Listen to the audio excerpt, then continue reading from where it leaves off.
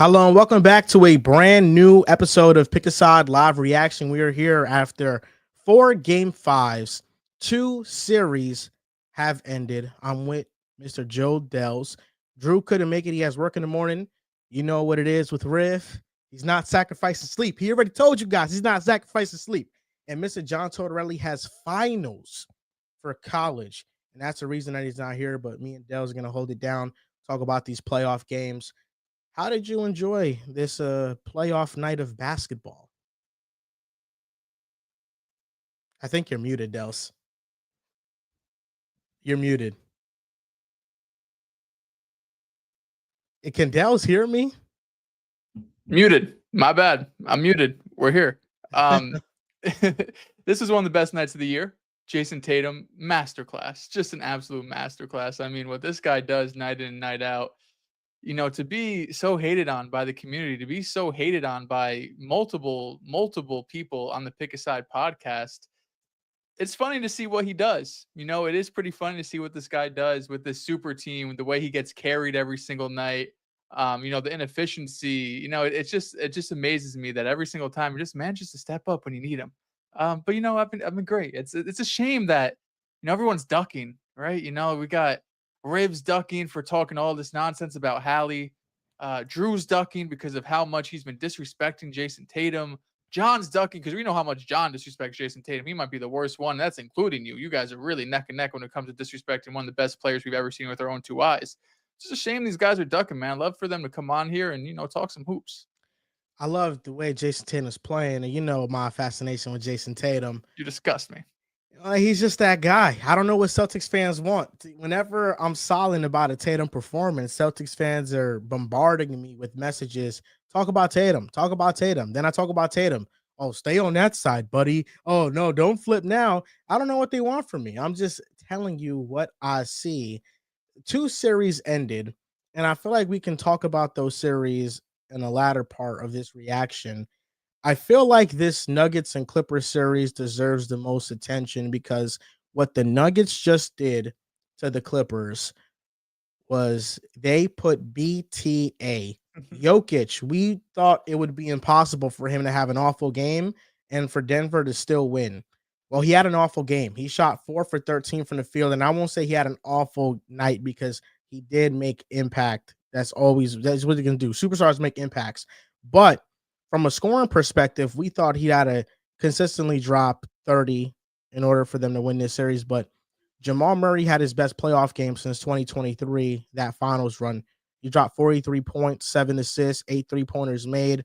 Russell Westbrook deserves a lot of credit because in the games that he started and finished in this series, the one game where he played 9 minutes, he got hurt. Russell Westbrook he's averaging 16 points in 3 playoff games where he's averaging 20 plus minutes. And I think they're employing him in the best way to employ him as a rim attacker, as somebody that teams are going to leave open. So he has to have the confidence to shoot threes, and he's been hitting 44% of his threes. And he's been doing that. He's only averaging 1 assist in this series, which kind of goes to show you that they're not asking him to put a lot of responsibility on himself to make plays with the ball. He's making a lot of plays off the ball. I think the Clippers are in a very tough position. It's hard to see them coming back because Harden over the last 2 games is averaging 13 points, 40% from the field, 25% from 3. I feel like we're always guaranteed a couple Harden stinkers. They reared its head over the last 2 games where they really needed him. But I think most importantly is just the schematics behind why the Clippers offense has struggled. Because in game 1, we saw LA get whatever they wanted, especially in the pick and roll, and Harden was playing amazing. But they have played the level of the screen.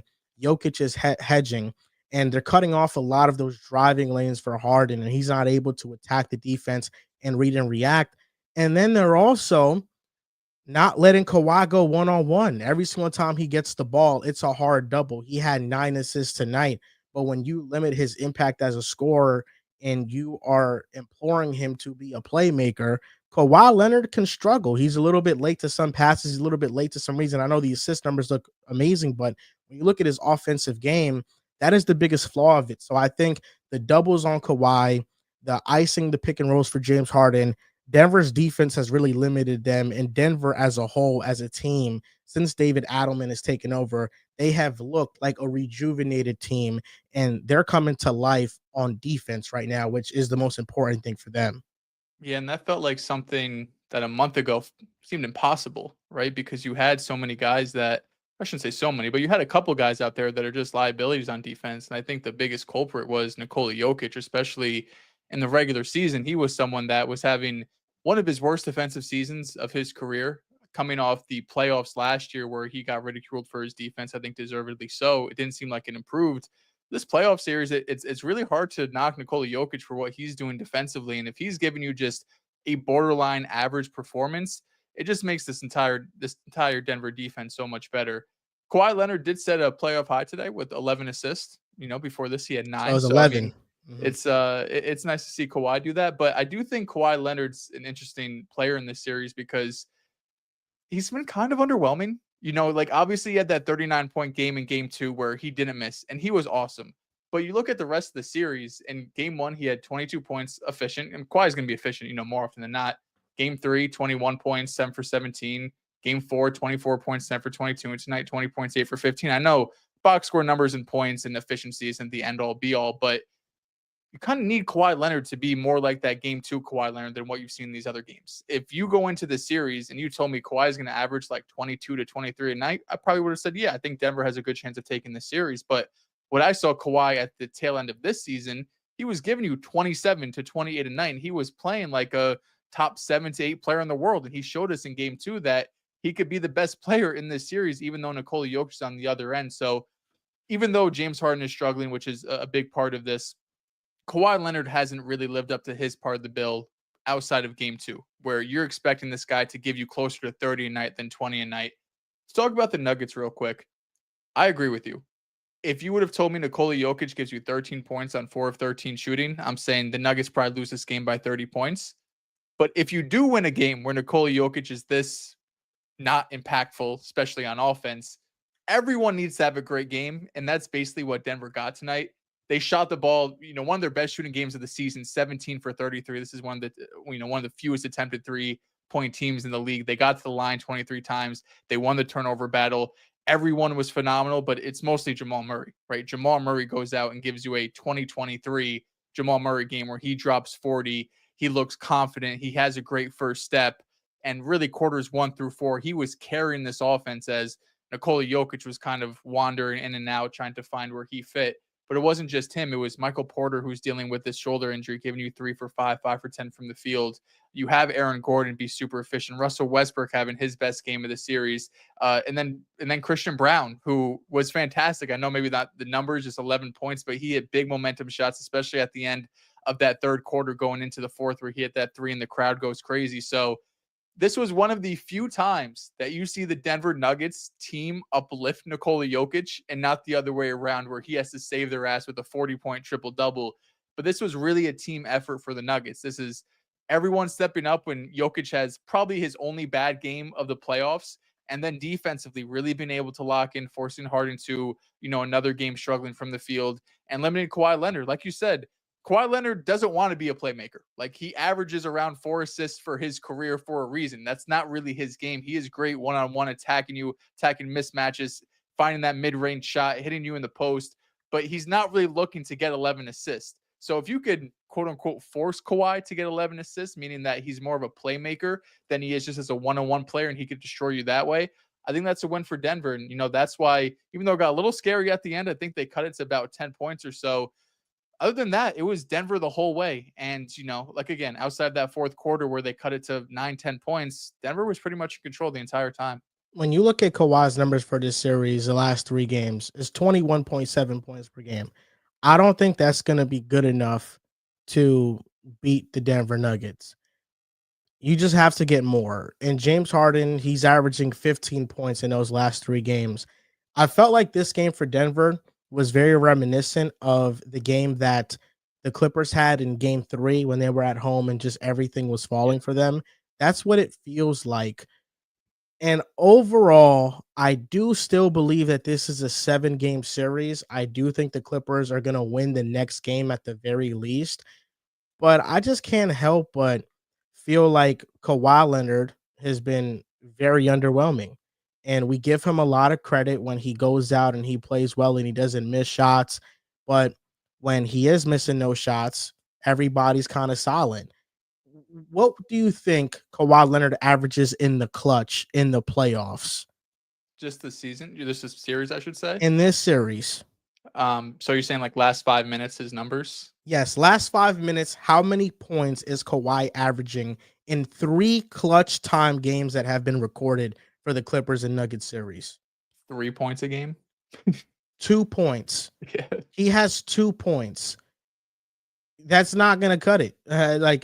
And Kawhi Leonard, he deserves a lot of criticism because to end the season, he was playing at an elite level, averaging 26 a night, and then his game two performance against Denver gave us a lot of confidence, and we gave him a lot of praise after that.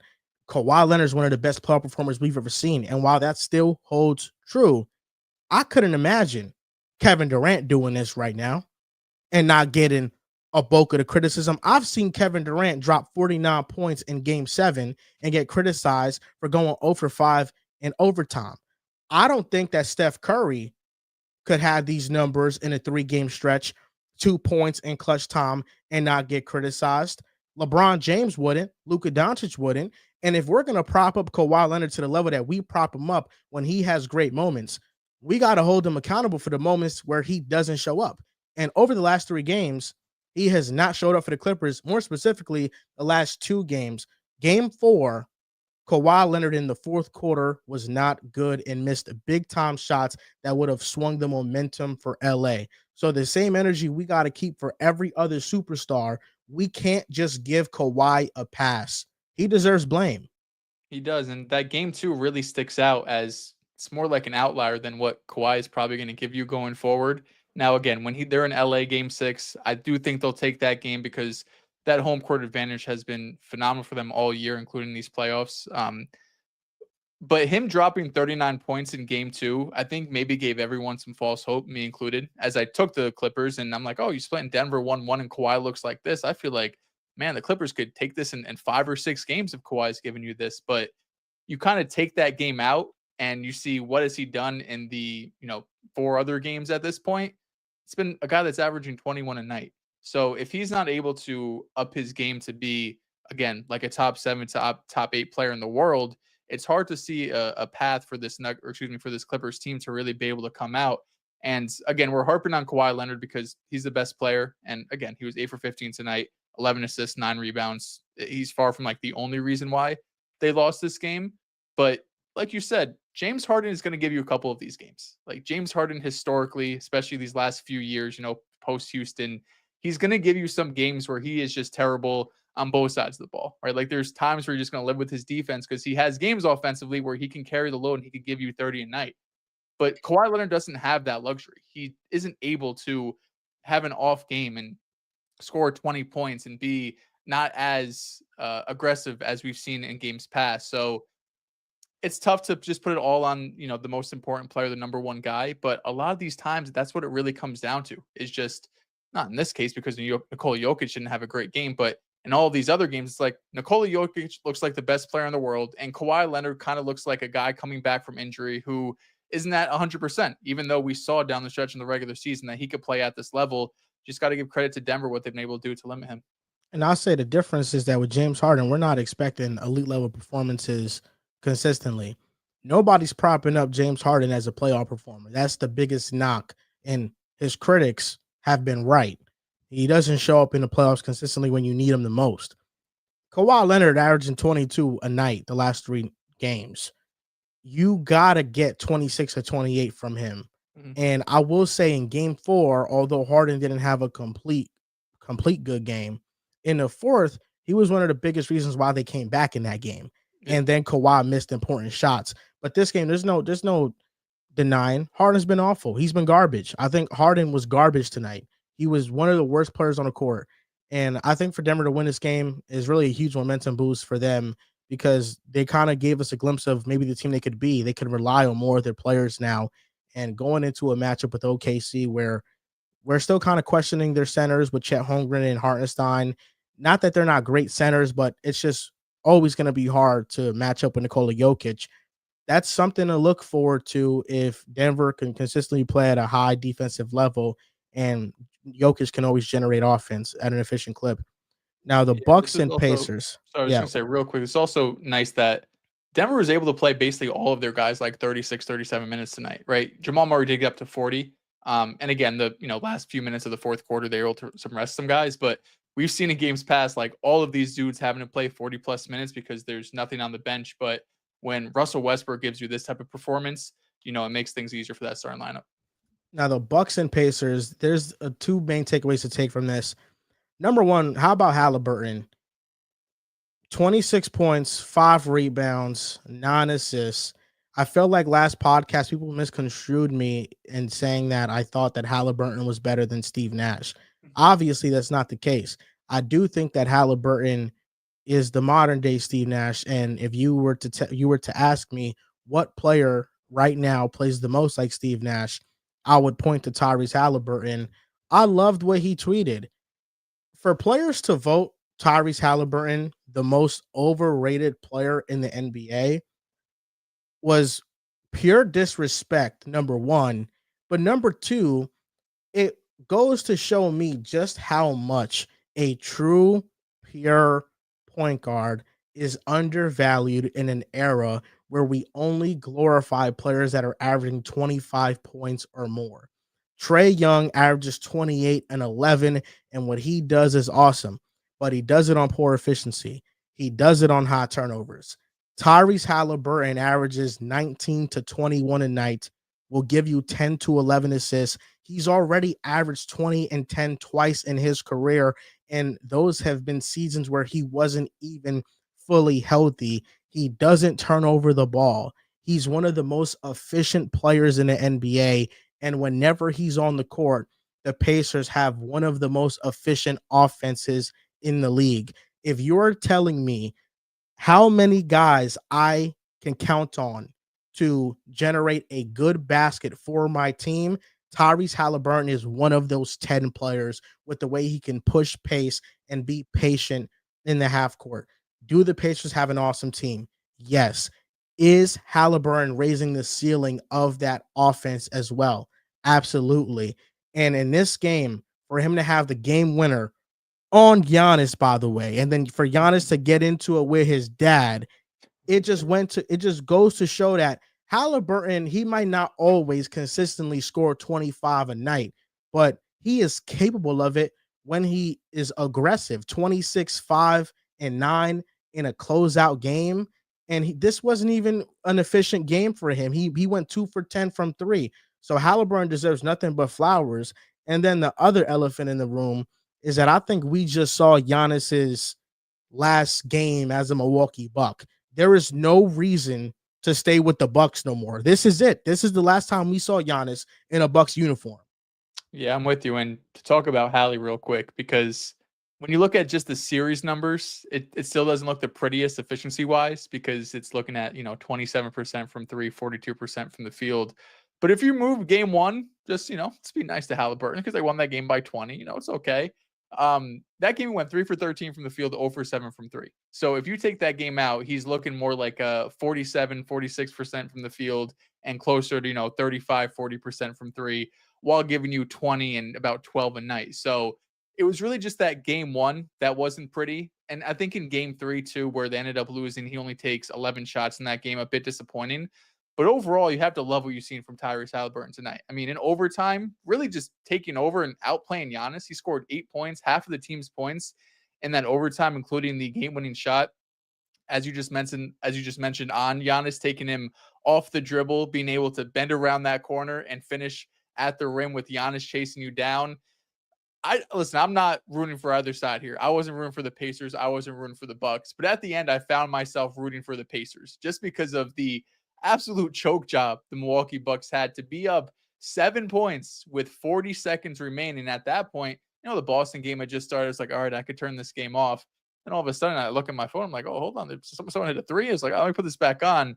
But even every step they had, right? Even when they hit the three, even when Gary Trent hit the ball out of bounds, it's like the Milwaukee's still in a good position here to win this game at the absolute least. but they didn't, because down the stretch and in overtime, Tyrese Haliburton stepped up time and time again. He was awesome in this game. And I do think that he needed this, not for him, but more so for the general public on Tyrese. I'm not really super high on him or super low, even throughout everything that's been going on with Haliburton. But it did feel like he was kind of missing at least that moment that you could look back on throughout, his early career in the NBA, to be like, what's that one moment where we saw Tyrese take over, where we saw him play at this all NBA level for one game going up against a great opponent. And this is that moment you could point to now. This is that moment that Tyrese Haliburton went out there and he was aggressive tonight, giving you 22 shots, the most that he had all series. He gave you 26 points, still 9 assists, only 1 turnover. This is the type of performance that, if they're getting this consistently, 26 and 9 on pretty decent efficiency, I know from 3 wasn't great. This is a team that can make life difficult for the Cavs. I think Cleveland still wins that series, but that's not going to be some easy 4 or 5 game series for Cleveland. If you're getting this type of production from Haliburton, that series could go 6 or 7 games. So I thought Hallie was fantastic tonight. Talk about the Bucks real quick though, because I'm with you. I don't think Giannis is suiting up for this team ever again. I don't think it makes sense for either side. If you're Giannis, you're 30 years old, and maybe with modern medicine, he'll be the next, KD, Russ, LeBron, whatever, and he could play well into his 30s and still have a high impact. But I'm not taking that chance with this Milwaukee Bucks team. I know they extended their GM, so maybe internally they think he's a great candidate. But I look at the moves they've made, both in free agency and in the trade market. I look at the draft selections they've made, the small amount that they've had since they moved so many. I don't know how you could have any faith in this front office that they'll be able to put a competent, let alone championship level team around you. Even with Damian Lillard, this was a team that still got looked at as like, yeah, if everything goes right, they make it to the second round and then they most likely get bounced. So you don't even really feel close to being a contender in the East, in the weaker conference, let alone being a real threat to Boston or Cleveland or, OKC, whoever comes out in the West this year. So from Giannis' perspective, it doesn't make sense. And then if you're the Bucks, it doesn't make sense either, because this is your reality. Like, if you go into next season with Giannis, this is what's going to happen. You'll make the playoffs because the East sucks and you'll be a top 6 seed probably, but you're going to get bounced in the first round because it's going to be Giannis and nobody. Maybe Dame comes back in March or something, right? He rehabs in 10 months and he's able to come back for this playoff run. But let's be honest, Damian Lillard, with all due respect, 36 years old, coming off a torn Achilles, I don't think you could really rely on him in a playoff setting. So I don't think it makes sense for either of these sides to want to continue forward.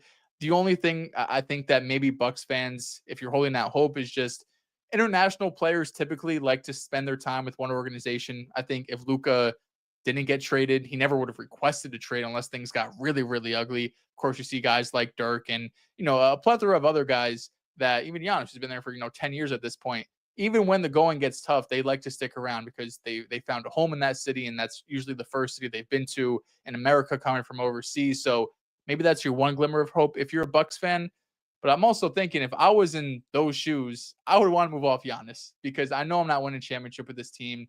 And there's some trade packages out there that you're not going to win a championship, but you get draft picks back. You'll get some young players back. And you could see that there's actually a direction with this team, because we've talked about some of the lineups they put out, but like, again, AJ Green had to save the day and go 6 for 10. And AJ Green feels like someone that would be amazing coming off the bench in like a Sam Hauser role. Not giving him 46 minutes a night, with all due respect to AJ Green, who was amazing today. But it just feels like this team is lacking a lot from a talent perspective. And not only Giannis, I think this is the last game Doc Rivers coaches in the NBA. I feel like he's probably going to get fired, and I don't think any other team picks him up. I feel like with the Bucks, a lot of Bucks fans probably feel this way. Doc Rivers didn't even give the Bucks a real chance to win this series with how late he was to have the best players on the court. Game 5, this game was the only game all series long where this combination of starting 5 players played this amount of minutes. Yeah. And this was clearly, from game 1, the best possible avenue to winning the series. We knew Brook Lopez was going to be unplayable. He played a lot up until game 3. We knew Kyle Kuzma was going to be unplayable. and he showed his true colors towards the end of the season, and they kept playing him. Giannis, Gary Trent Jr., AJ Green, Kevin Porter Jr., Bobby Portis. That was the best five. And it took Doc Rivers so long to fully lean into them. And when he did, for that one game he did, they were up 7 points with 40 seconds left. It was an absolute disaster of a choke job. Gary Trent Jr. losing the ball out of bounds. What can you say? It's just terrible luck. It's just a bad play in a bad moment. Just not prepared. And for Giannis to go out in that fashion, it's depressing because there is nothing more he could have done in this series to give the Bucks more of a chance than he did.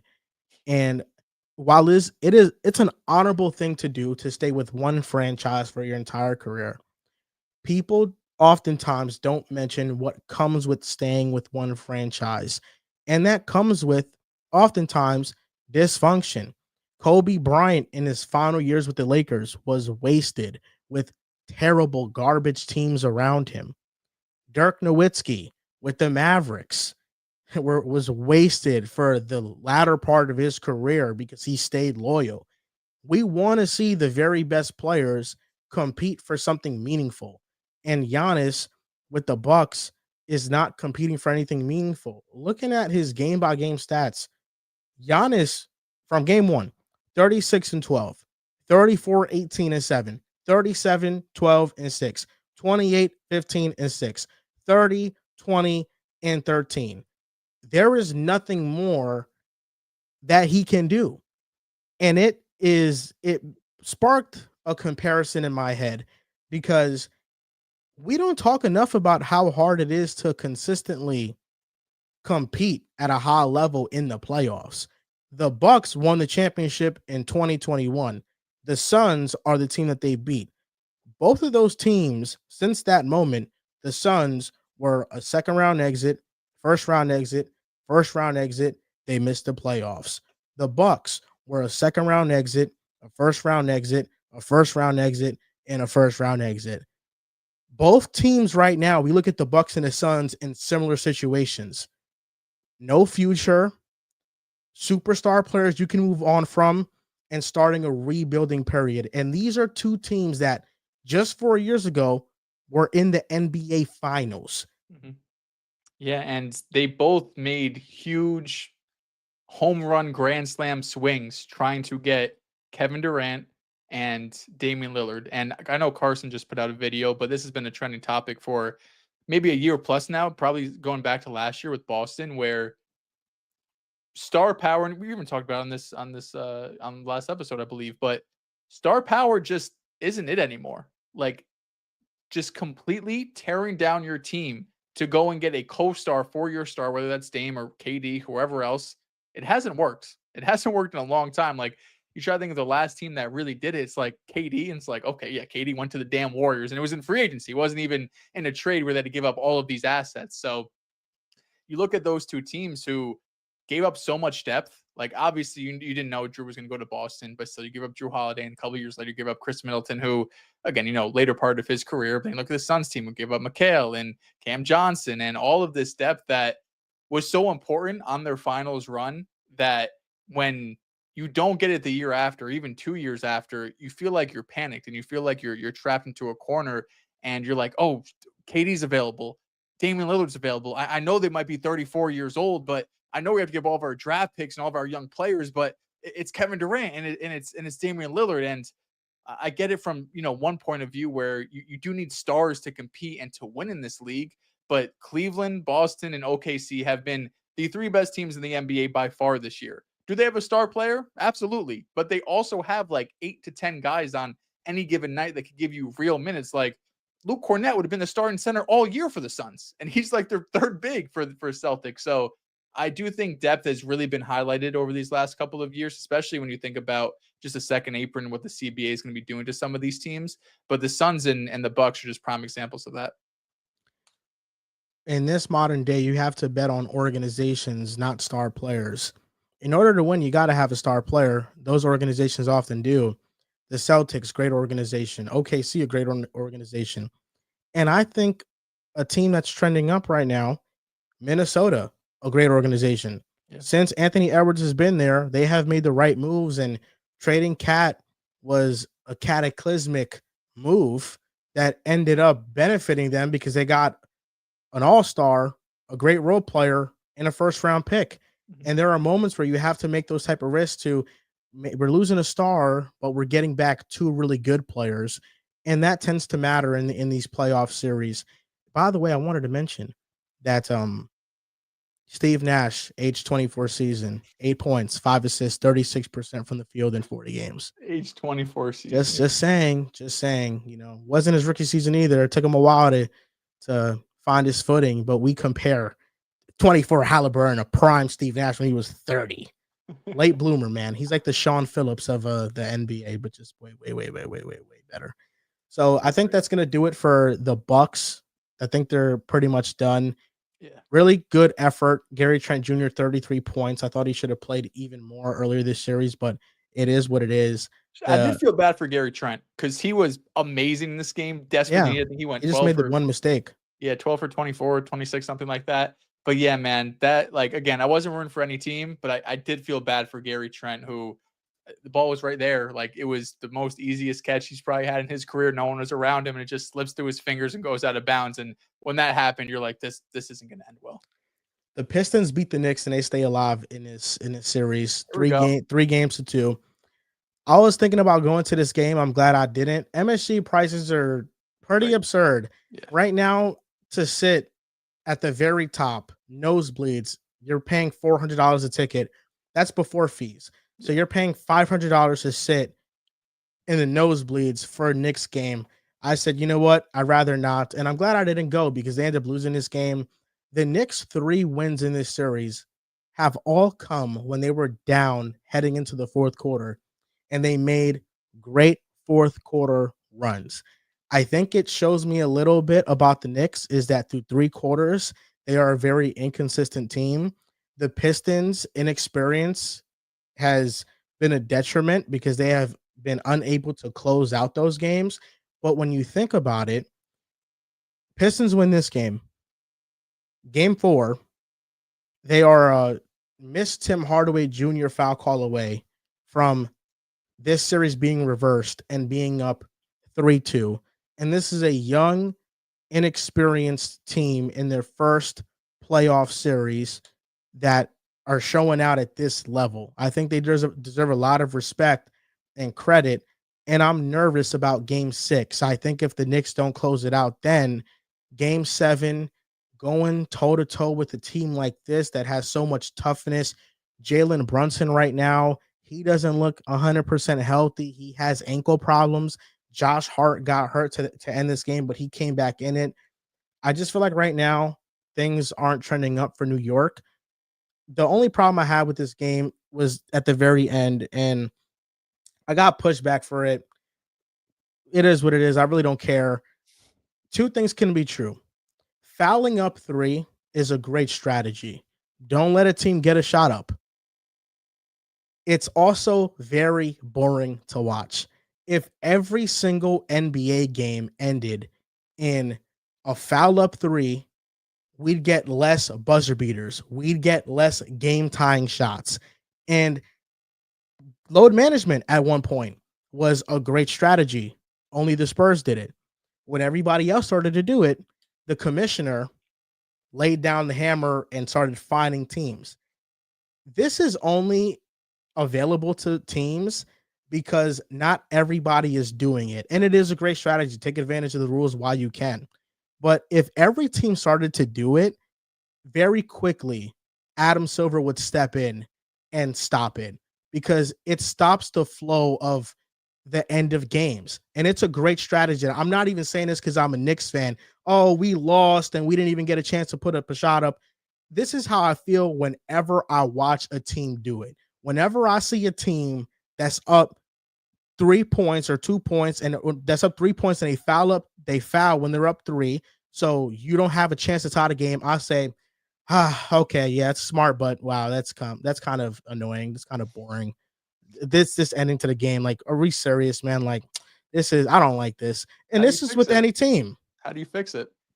you can't fix it until it becomes a problem. I don't think enough teams across the league are doing it to where it becomes a problem. And I even told some Pistons fans, we're even now.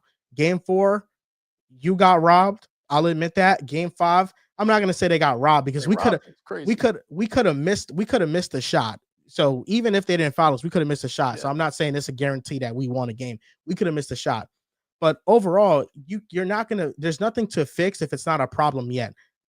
A lot of teams don't do it. I think the other night in the playoffs, we just saw the Rockets. Didn't the Rockets have a chance to hit a Yeah. game winner? Was it the Rockets? I do remember screaming at my TV saying foul, foul, and they didn't foul. Was it the Wolves game?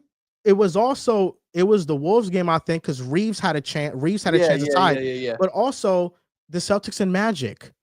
When you guys had a chance to win the game, the one win the Magic had. Game 3, yeah. Like, imagine if all those games ended in just fouls and it's just a free throw game. Like, that to me is just something that bothers me. Yes, it's a great strategy. It's also very boring. Yeah, one of the bigger issues for the Knicks this series, they showed a graphic, has been coming out of halftime. Guys been getting killed every third quarter. I think your point differential was -10 going into tonight. Halfway through the third, it was -7. I think you guys ended up being a -4 in that quarter. But there's been a couple like big swings. Like in game 1, which you won, you got outscored 36-26 in that third quarter. Games 2 and 3 was closer. It was like 2-point differences. But then in game 4, where again you win by 1 point, you got outscored by 14 points in that third quarter. So you've been seeing the Knicks have these crazy comebacks and Jalen Brunson going crazy in the fourth quarter, but it's because they come out so sluggish after halftime. And Detroit's the one that's really, throwing that first punch out of halftime, which is so important. Of course, they've lost these 2 games, but it is kind of funny that, you've lost 2 games in this series. All of these games have been super, super close, but this game is like, you just don't get Jalen Brunson heroic performance in the fourth quarter where he's put up, I think, a minimum of 12 points in every fourth quarter. Of course, he twists his ankle, towards the end. I thought I was torn on Tibbs' decision to not call a timeout, because there was only one timeout remaining. Josh Hart and Brunson are at the scorer's table trying to check in, but there's no stoppages, right? And you only have that one timeout left, which it's like a 1-2 point game, 3-point game at this point. You want to save that timeout in case you need an out of bounds play for the last possession. But you also need to get Jalen Brunson and Josh Hart into this damn game because Mikal Bridges was like really the only guy that was trying to create some shots for himself, towards the end of that game. So I was really torn. I don't know what I would have done there. I do think I could hear the argument either way that you need to get Brunson in the game, but you also hope, like, can someone foul? You obviously hope that the Pistons foul you or the ball goes out of bounds. But that was the one area that I was just a bit confused about, because you do look at this Knicks team and, of course, how great Cat has been in moments, and Mikal Bridges has had some shots here and there, and OG's had a moment here and there. But Jalen Brunson's been the reason why you're winning and losing games, right? And more than that, he's been the reason why you've been winning these games. And he was so needed down the stretch in this game. But Detroit goes back home. There's going to be a game 6, which is going to be played on Thursday night. I'm excited. This has been an awesome series, so I'm not mad. I'm sure as a Knicks fan, you wish you got done in 5 games, but Detroit has been in all of these games, and they deserve at minimum a game 6 for how great they played. This wasn't even Cade's best performance. This was maybe his worst performance of the series, only 6 for 17, but he got to the free throw line consistently. He was making plays for others by attacking the rim and either handing it off to, Jalen Duren or kicking it out outside. So even though the stat line wasn't the prettiest, he was still super impactful. I mean, he was a plus 13 in a 3-point game. So he was awesome there too. But it just came down to Jalen Brunson wasn't out there for the last 2 minutes, and it was difficult for the Knicks to be able to find any sort of offense. I wasn't torn on the decision. I thought it was terrible. You had Cam Payne and Deuce McBride out there for important offensive possessions when you're trying to make a comeback. I don't care how hobbled Jalen Brunson is or Josh Hart. You go get back out there. They were at the scorer's table for at least 2 offensive possessions, just waiting to check in. I feel like you got to do something. You got to foul. I think we were in the bonus, so you really couldn't do that, or we're going to get in the bonus. But you have to do something to try to get them back into the game, because without those, Jalen Brunson has been the best fourth quarter player in the playoffs. You cannot ice him out for 2 offensive possessions. I thought that was ridiculous. And the Knicks being sluggish, I feel like they really have been sluggish for the first 3 quarters. And this is a team that, because of the fourth quarter heroics, are winning this series. But Detroit has looked like a better team for most of it, a more disciplined team, and a more well-coached team. They just play with more heart and more passion. And Asor Thompson, 22 points and He was 7 great. rebounds Yeah. today. He was awesome. And you can see that a lot of these players on the Pistons are starting to figure things out. Even Malik Beasley, who hasn't been the best this series, I mean, he even contributed something. He still was inefficient, but still, he even contributed something. So I think overall, the Knicks have been very disappointing this series with the way they've played. And game 6 is an opportunity for them to really take that game by the throat and win it. I think another thing that's been under talked about with the Knicks this season is that they have not been a very great home team. For as much allure as MSG has, really don't have a real home court advantage. We've lost 2 games at home in this series, and it doesn't feel like they play their best when they're at MSG. They play much better on the road, which is why I think this series does end in 6. I think we beat the Pistons on the road, but then again, who knows? Because the Pistons haven't won a playoff game at home since 2008. And whenever those historic stats start circulating, you always think to yourself, they're due. And if they They're win that game, it's game 7 and anything can happen. Yeah, the Knicks ended up calling a timeout with 27 seconds left in the game when they were down 6 points. So, And they still made a comeback. Yeah. Mikhail hit the 3, right? And OG hit the 3 with 7 seconds to cut it to a 1-point game. But I mean, they got to the scores table around the 2-minute mark. It was 99-95. Eventually, you cut it to like 101-87. At this point, there's a minute left. That's when Mikhail hits the shot. But there was, like you said, a couple offensive possessions in there that Jalen Brunson would have been nice. And the Pistons, they were driving me crazy because they would, have a defensive stop and then they would rush up the court and like Tobias Harris getting the post looking for a shot. I'm like, there's 18 seconds on the shot clock. And you please try to take down this clock, get the ball to Kane and try to find a shot. Eventually they did, but they were scaring me a bit at the end. I thought they were going to do something dumb, but shout out to the Pistons. That's a big one. In the last game, it's not that Tatum doesn't deserve respect because he's been awesome, but this has kind of been one of those wash series with the Heat and Cavs and Grizzlies and OKC. Celtics beat the Magic 120-89. 5-game series, really took control of it over the last 2 games and just kind of put their foot on the series, and Orlando didn't stand a chance. Paolo's magnet ball is much more inefficient as the series went on. Franz, though, consistently great throughout the series. Mr. Franz Wagner really put it on. But no, I think Tatum deserves a lot of credit for what he's doing. 35, 8, and 10. He's really efficient too. For all the criticism I give Tatum, the one statement I'll go back to that I said to you, Dales, and I said to Drew, and I said to Riv, I said to the panel, I said, I do think that Tatum has a best in the world case. If he does have an extraordinary playoff run and caps it off with the title, because at that point, he's a 2-time champion and has all these accolades to his name, and he has the icing on top, which would be an elite playoff run. He just has to do it. And through the first round against one of the best defenses in the NBA, he's doing it. You disgust me. I would be fine and I would accept that statement if after every bad Tatum game that happens once every 3 weeks, you don't get some stupid ass tweet off being like, "Oh, super team gets carried. Jayson Tatum, he's the only guy that gets criticized. That doesn't get I criticized." haven't made those tweets.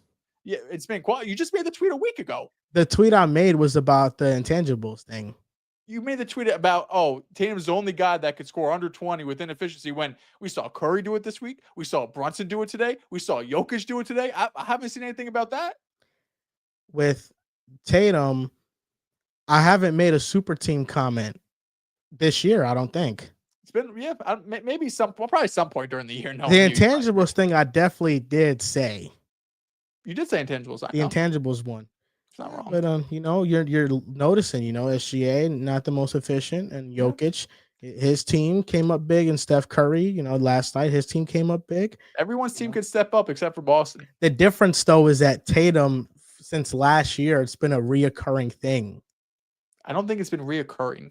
Last year, absolutely it has been. I don't think so. He averaged fucking 25, 10, and 6 in his playoff run. He averaged, what did he average in the finals? 21? Okay, and Jaylen Brown averaged like 22. But Jaylen Brown they both played amazing defense. I don't think Jaylen Brown played that amazing on offense, but he No, was much more no one really efficient put than that on Tatum on offense. Tatum shot, I think, in the 20% from No, I'm not three. saying the efficiency was pretty, but I'm not going to sit here and act like there was some dude on the Celtics averaging 35 a night, and Tatum was just a number two. I'm like, oh, thanks, No, he's carrying not. us But I'm tonight. saying the difference between the statement with Tatum and the other players is that when's the last time we've seen Jokic go 3 for 14 in a playoff game? This Well, is the first time it's Jokic is ever a happened. When's the last time we saw Steph Curry I'm do gonna what say. he did last night in the playoffs? We Well, he haven't doesn't. Yeah, seen it. I mean, Steph doesn't have a ton of deep playoff runs recently. No, he doesn't. Like the other players, SGA is fair because of the small sample size. Tatum, since last year, it has been a lot of inefficient games. Averaged 30, 10, and 6 on great efficiency in the ECF. He was. I thought he should have been ECF MVP. He probably should have. But to talk about this game, he's made 37 straight free throws. Who made Since game 37 straight one, free throws? since he started off 0 for 4 in game one, I think he's made every free throw since. Tatum has? Yeah. That's crazy. Yeah, Jaylen Brown's been great from the line too. Those are guys that both struggled last year, especially Brown. He was like around 60-ish%, I think, maybe even worse in the playoffs. But this is the best I've seen Jayson Tatum look in his career. I know Drew loves to bring up the 2022 version. Oh, when he was playing defense and the shot was falling X, Y, and Z. Again, it's the first round. I know the Magic aren't like, they're not top 3 seed by any means, but they're a great defense with a ton of size who are super physical. And this 3-game stretch is probably the best 3-game stretch that Tatum has had in his career in the playoffs. I think him and Larry Bird are the only Celtics players in NBA history to have 3 straight games in the playoffs of 35 plus points. Like, this is kind of the era he's been putting himself in. The efficiency's been there. Last 3 games, he's 44% from 3, 48% from the field, 100% from the line. He's giving you 35 a night. He's playmaking. He's leading the team in rebounds every single night. This is with the banged up Jaylen Brown, who's still been awesome in his own right. This has been without Drew Holiday for the last 2 or 3 games as well. Sam Hauser struggled for the first few games in the series. So Jayson Tatum's really been having to carry the load those last few games. And just talk about the Magic real quick, because again, it's been nasty between Magic fans and Celtics fans. I don't know why, but everyone thinks each other's dirty, and everyone thinks that everyone's star players and Al Horford are crybabies and everything that in between. But Franz and Paolo are awesome. They're so good. If Franz can have any sort of consistent jump shot, he's an all NBA player locked. He's a top 15 player locked. And it could even get higher, because him getting downhill and driving to the basket, he's an awesome finisher. He has great touch around the rim. He had a shot today where he threw the ball behind his head and it went into the basket. He had other shots where he is almost behind the backboard and hitting it off the backboard, like off the square. Like, he had some ridiculous finishes in this game. And Paolo struggled today, but he picked up 5 fouls early in the third quarter. Jamal Mosley left him in after he got his 4th foul. I forgot if it was 2nd or 3rd quarter, but he ended up picking up the 5th. He sat basically the entire 3rd quarter. That's when Boston really went on a run. They also today, Boston, went 0 for 6 in the first half from 3, which was the first time in the Missoula era and the first time in like 10 years or some crazy stat that was out there. Then the second half, they went like 8 for 12 or something crazy and really blew the game open. But I'm happy they get to rest. I would love the Knicks and Pistons to go 7 games, give Jaylen Brown some extra time off for that knee, give Drew Holiday some extra time for that hamstring, let everyone rest and recover, get ready for New York or who knows, maybe Detroit. I feel like with the Celtics and Jayson Tatum specifically, this playoff run in the East, this year it's strong. Last year was very weak, the Eastern Conference as a whole. This year I think it's much better, but up until the finals, there is really no team that has an elite defense. If they play the Knicks, that's a terrible defense, in my opinion, especially considering the personnel. Matchup-wise, yeah. And then the Cavs are the Pacers in the ECF. The Pacers defense has been better, and the Cavaliers defense dropped off since January 1st. But I mean, they're blowing out the Heat by like 50, so maybe they're better defensively now, and you can't overlook them at all. And they're going to be the personnel, on the elite units. Exactly, the personnel to make things hard. Exactly, but they also have 2 small guards that can be picked on consistently, and you can put them into actions. So I think this is probably the best pathway that Tatum has in the last 2 years of having his best playoff run. And then in the finals, you face OKC, one of the best defenses statistically ever, first in defensive rating, and he plays well against that. I think the run would be undeniable if he does that. And I think Boston has put themselves in a good position. I mean, getting in the second round, the Knicks or Pistons is so much better than getting the Oh my! Pacers. I'm so happy I don't have to play Indiana again. I'm so Yeah, happy. they make you tired. They run up and down the floor. The Knicks are too stagnant, and there's a real possibility that the Celtics can just sweep the Knicks because they are sluggish. Fourth quarter heroics have been on their side, but against Boston, that tends to not be the case for New York. And I just think that whenever Boston plays New York, there's a chip on their shoulder. Mhm. There is a level of disdain that they play with. Like, how can you have possibly ever mentioned this team to be just as good as us? They're nowhere near us. I feel like there's a level of just competitive edge that they play against the Knicks where they just want to embarrass them as much as possible when they play them. Yeah, Tatum specifically was what he averaged like 35 this year against the Knicks. They've played going back to October 2023. Celtics have won 7 of 8 games. The one game that they lost came in April of 2024. Which did anyone play in this game? And then Let you me have the see. Porzingis They did. factor, who and he Yeah. hates the Knicks. He does hate the Knicks. Yeah, everyone played in this April game, but yeah, Boston has won 7 of the last 8 matchups going back to 2023 against New York. They've had their number. They've had their number for multiple years now. I do think the Knicks get at least one. I feel like it'd be crazy if Boston went 8-0 against them in a single season. So they probably get at least one. But yeah, I do think Boston handles that pretty easy. Jack Nutter, we're gonna read this super chat. Insane name. Shout out to Jack. Appreciate y'all nightly dedication. Listen to the pod on my walk this morning, and Riv reading Chat GPT's analysis of the Gorilla versus 100 Men literally killed me. Chat That was great. GPT is really funny, man. We got to ask Chat some more questions. Yeah, they just do a great job of just explaining things. The I chat like it. is in a good place right now where it knows a lot, but also doesn't know a lot. So like you have a good medium, like it gives you some really good stuff while also saying some stuff that makes no sense. I heard that AI. This is from this podcast I listened to called Market Mondays, and they talk about just everything that's happening in the market and just businesses and stuff in tech. And they talked about how AI, right now we're in the early stages of it, and it's only going to get better. It's only going to get smarter. But what they're developing with AI now is more personable AIs. Agents. So yeah, so instead of AIs just being this like standalone one thing, every size fits all, there will be AIs that are able to give you actual answers to real opinions Mhm. that are like personalized. So Yeah. like if you're talking to a human being, like how do you feel about this or that? It won't just give like a blanket statement that's a generalization.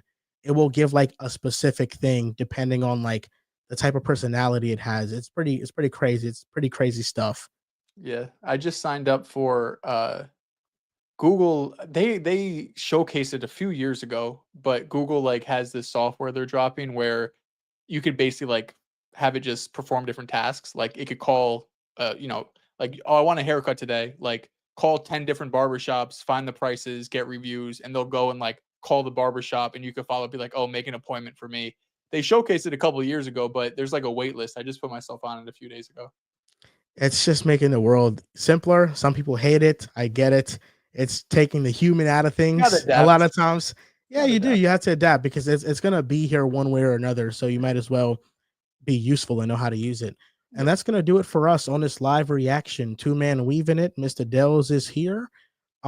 Next time he's on a live reaction, he might look much more crispy because of a particular camera upgrade that he Sure. has. So we'll be on a live reaction hopefully tomorrow with more of us involved. But that's going to do it. Make sure you guys drop a like on the stream and subscribe to the channel. And also check out the episode we just dropped and the OG versus pick a side, Gen Z versus old head debate that we dropped on the channel as well. Or if you want to check it out on the House of Hollis channel, you can do both. Thank you guys for watching, and we'll see you guys next time.